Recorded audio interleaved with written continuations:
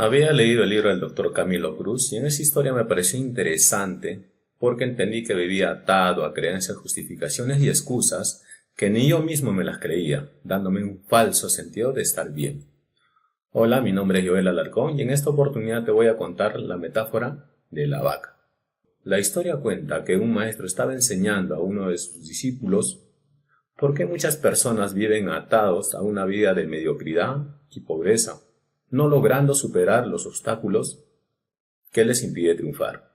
La lección más importante que el joven discípulo tenía que aprender era observar lo que sucede cuando finalmente las personas se liberan de aquellas ataduras y comienzan a utilizar su verdadero potencial. Aquella tarde el maestro había decidido llevar al joven aprendiz a visitar alguno de los lugares más pobres y desolados de aquella provincia. Después de caminar un largo rato, encontraron lo que consideraron la más humilde de todas las viviendas. Aquella casucha, a medio de derrumbarse, al final de aquel caserío, debía ser alguna de las más pobres de todas las viviendas. Sus paredes milagrosamente se sostenían en pie, amenazando derribarse en cualquier momento. Un techo improvisado dejaba filtrar el agua y la basura acumulada a su alrededor daba un aspecto decrépito a la vivienda.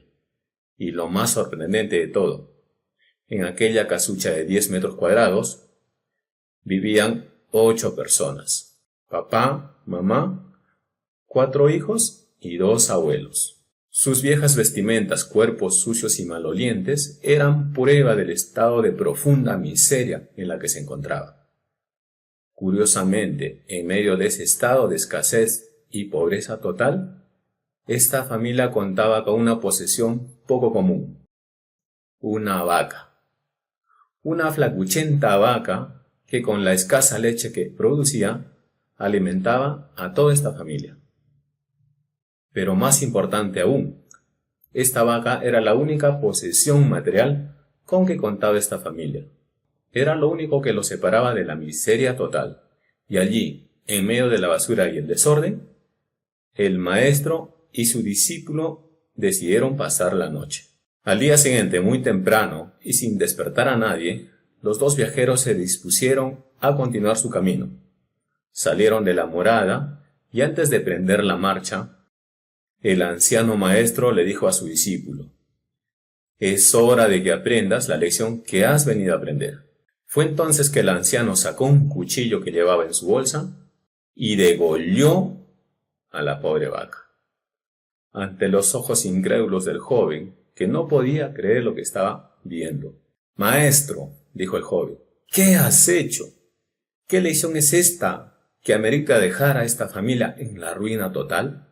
¿Cómo has podido matar a esta pobre vaca, que representa lo único que poseía esta familia?» Haciendo caso omiso a las interrogantes del joven, el anciano se dispuso a continuar la marcha.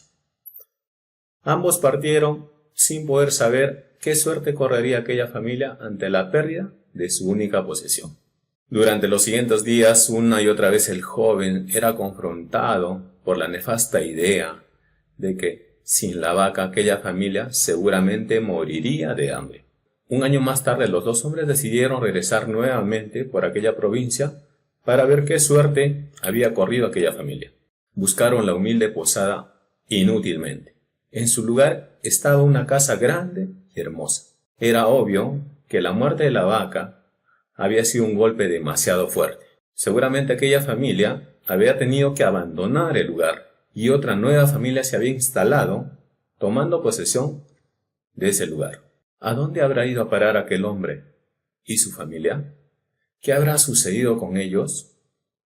Y muchas interrogantes pasaban por la mente del joven discípulo, mientras que vacilante se debatía entre tocar la puerta y averiguar por la suerte de los antiguos moradores o continuar el viaje y evitar confirmar sus peores sospechas. ¿Cuál sería su sorpresa cuando del interior de aquella casa salió el hombre que un año atrás les diera morada en su vivienda? «¿Cómo es posible?», preguntó el joven. «Hace un año estuvimos aquí y fuimos testigos de la extrema pobreza en que ustedes se encontraban. ¿Qué ocurrió durante este año para que todo esto cambiara?».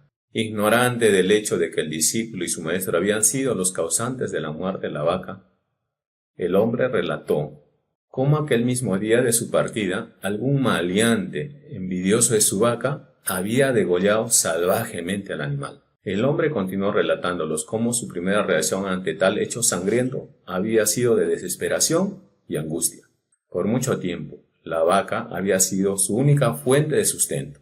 El poseer esta vaca le había ganado respeto de sus vecinos menos afortunados, quienes envidiaban no contar con tan preciado bien.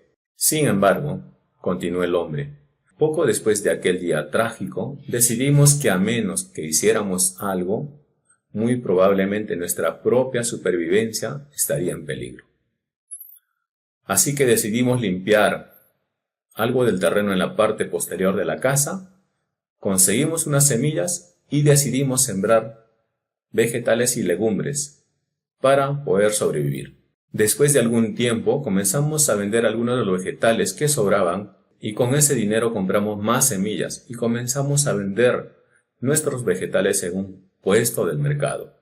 Y así pudimos tener dinero suficiente para comprar mejores vestimentas y arreglar nuestra casa. De esta manera, poco a poco, este año nos ha traído una vida nueva.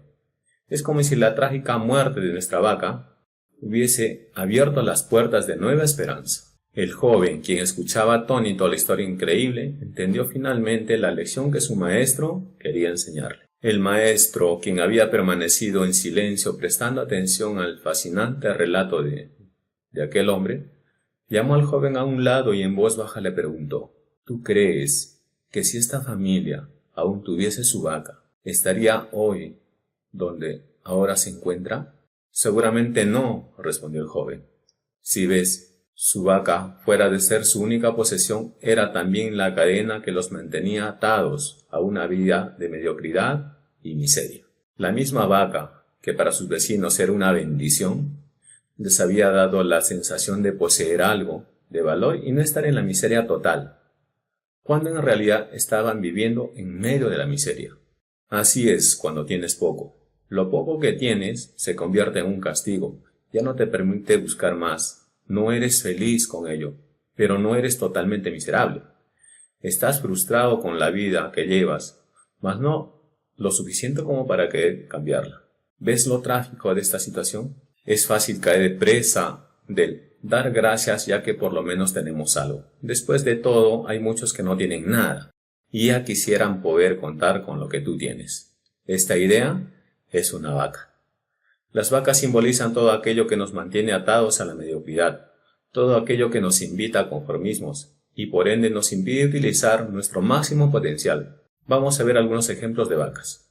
Sé que llegué tarde, pero la culpa fue del tráfico. Desaprobé un curso, pero la culpa fue del maestro que no nos dio tiempo suficiente. Odio mi trabajo, pero hay que dar gracias que por lo menos lo tengo. No tendré el mejor matrimonio del mundo, pero por lo menos no estamos peleando todos los días. Si mis padres no se hubieran divorciado, quizás me hubiese ido mejor. Así era mi madre. Lo mío es genético. Mi problema es que mi esposo no me apoya. Mi problema es que mi esposa es muy negativa.